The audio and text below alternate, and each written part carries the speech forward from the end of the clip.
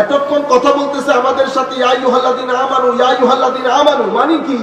আমি শুধু মুমিনদের সাথে কথা বলছি। ওয়াতাসিমু বিহাবলিল্লাহি জামিআন ওয়া লা তাফাররাকু, তোমরা এক থাকো, বিভিন্ন দলে উপদলে বিভক্ত হয়ে যাও। বিহাবলিল্লাহ, আল্লাহর রজ্জুকে ধারণ করে তোমরা এক থাকো। ওয়া লা তাফাররাকু, তোমরা বিভিন্ন দলে উপদলে বিভক্ত হয়ে যাবে। এটার পরে আমার নবী হাদিসে পাকের মধ্যে ইরশাদ করছেন, ইহুদীদের উপর রাজনৈতিকভাবে, সামাজিকভাবে, অর্থনৈতিকভাবে, আকাইদিভাবে, ধর্মীয়ভাবে যত পরিস্থিতি সৃষ্টি হয়েছে ইহুদীদের জন্য, সেম পরিস্থিতি আমার উম্মতের জন্য সৃষ্টি হবে।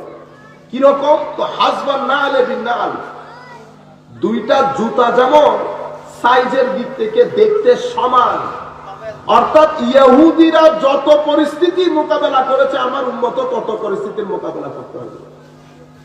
তুমি যদি অশ্লীলতার কথা বলো তো ইহুদিরা অশ্লীলতার দিক থেকে এত নিচে নেমেছে, আমার নবী যে কথা বলেছেন আমি মুখে আনতে পারবো না সেই কথা। আমার নবী মার কথা বলেছেন, মা।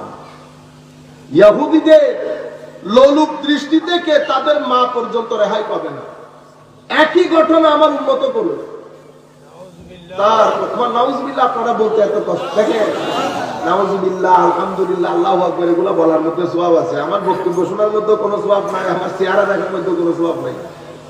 আপনারা ঘন ঘন ভিতরে ভিতরে এগুলা পড়তে থাকবেন, আলহামদুলিল্লাহ, সুবহানাল্লাহ, দরুদ শরীফ পড়তে থাকবেন। অন্তত যতক্ষণ বসে থাকবেন ততক্ষণ সওয়াব হবে। আর চেহারা চাইতে সওয়াব। আমি আপনাদেরকে বলতে চাচ্ছিলাম, এখন আমার নবী